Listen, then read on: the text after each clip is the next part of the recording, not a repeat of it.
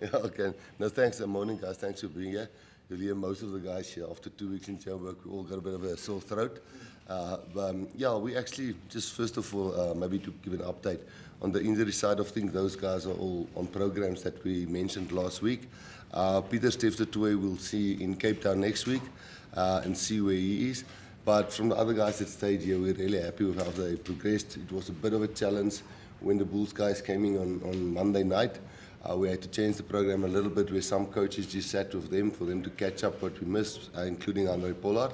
And then yesterday the guys did fitness test, not medical fitness test, but fitness test, which the other boys did last week already.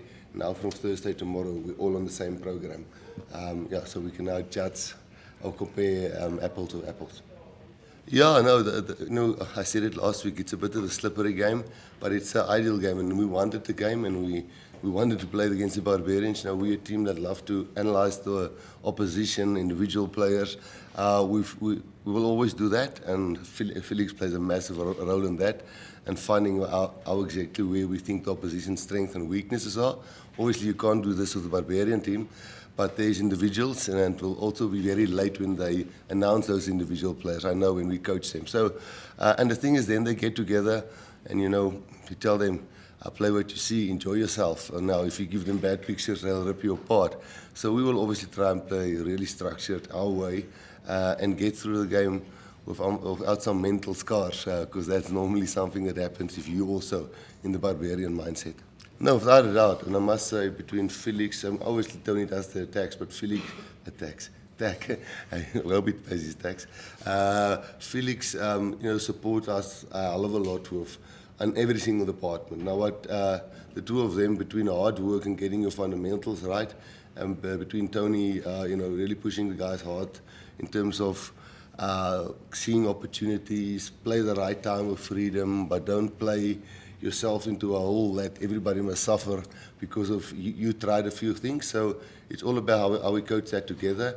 And just on the attack side, you've always got Felix and Tony, Felix supporting Tony. So yeah, that's why this specific game, there's not a lot on defense to analyze, so we can focus a hell of a lot on our own guys.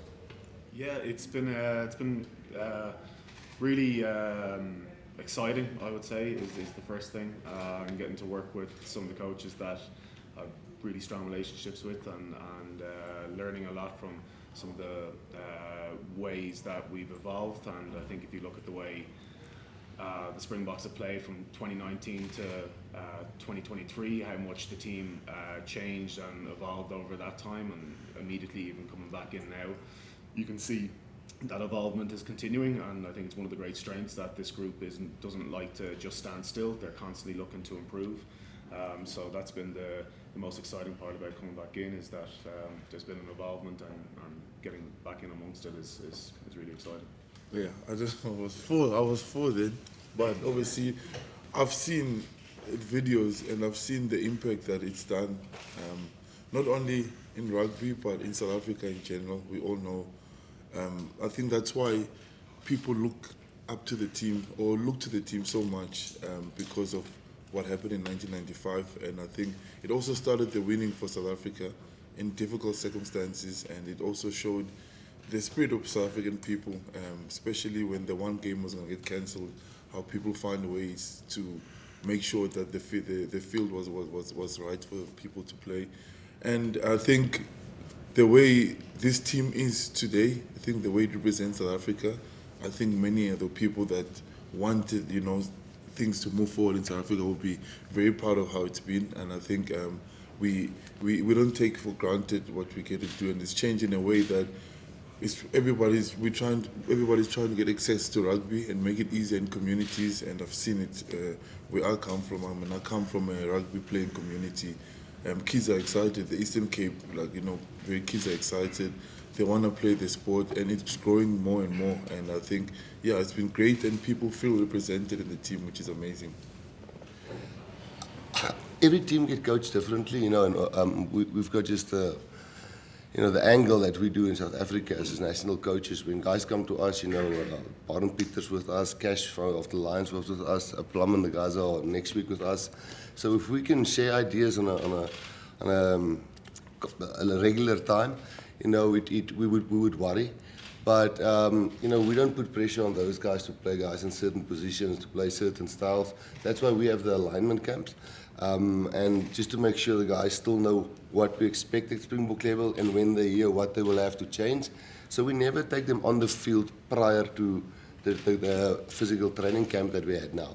So, it's very difficult to judge a guy like Ethan Hooker, who plays wing for the Sharks, and they've got a certain defense system, but we see him as a 13, and we want to use him as a 13. So I think it's a healthy situation. Things comes out like Hendrik. We were hoping we'd only play Lucet, and now we can play Lucet fast, but he can also play hooker. So, we leave it, and then, that Bulls team, their record actually, they had at one stage that 16, 17 Springboks in the squad, and, it was, they were totally outplayed in the last game, but we know if those players are all in sync and, they haven't have travelled and have the tough thing, and one or two things, the first scrum didn't 100%, they were surprised and the guys got them. So, it's tough to be worried because of franchise level, because you just don't have the detail on what they're exactly doing there. Oh, the protest, I thought it was protest. No, it's Yeah, okay, thank you. I thought it was a protest. Which one? No, I think it's huge. I know it's big. I know it's huge for the country. I mean, you saw the reactions of people in South Africa, the reaction of all of us as South Africans. I think one thing about South Africans, whenever South Africans is fighting or representing South Africa, people get behind them, and we know it's been a tough journey for the Proteas, not only in the one-day games, but also for its test match. And to do something like this was huge, and the manner that they did it in, with all the noise that was going on around them, that they've only played a few tests and all the other countries deserve to be there. They just played, and it looked like they weren't going to do it, the first couple of days. And the great thing about it was a team effort. There's not even one particular person that stood in. I mean, Lungi struggled the first innings, and then he came back, the second one. Kagiso was amazing, and Aiden obviously got 0 in the first inning, and he fought his way through. And I think that showed a lot of who we are as South Africans. And I'm proud of Temba too. I'm really proud of Temba. He's went through a tough period where he got a lot of criticism because he couldn't get runs. And for South African people are proud that and they're very passionate about the country, and he took it well. He could have given up, but he carried on fighting. It showed when his hamstring was sore. I mean, his career kind of went the same way. He fought through it and did the best he could, and now he's there. So we are proud of them, and we support them, and we did with the coach. They came to do some to visit us as a team, and that was great. So it's always good to see South Africans win, and hopefully this is only the first one, and many more coming for them. No, I think it'll be a slap. Obviously, a lot of people will just assume that, but it will be a slap in the face for those guys, I mean, the Barbarians, when we played for them, we beat Argentina. There were a lot of Springbok players in 2018, so we actually knew each other really well. But the names I'm seeing in this Barbarian team is really a great test to get some guys in. So it will be tough enough, and it's in Cape Town, there's no altitude, I don't know what the weather will be like. So they'll be having a little bit more breath as well, or endurance as well. But then, Italy, what we've analysed, they stayed in the fight in those first two games when they played in the Six Nations, and the defence was really good. I know they left a few youngsters at home, but it also puts us in a position where we can see that we drive our own standards, we worry about ourselves, and if you're a little bit off, I can remember when Italy beat South Africa, and I remember what that feeling is like. So we'll be very, very worried about not falling into that trap. And then just to Georgia, the last one, I think what we determine our standards is training, and how much we can put ourselves in training into those long, hard minutes which happen in a test match game. We're trying to simulate that a lot through his coordinating with the S&C coaches and the attack and defense coaches. So hopefully our training, it's never as good as a match.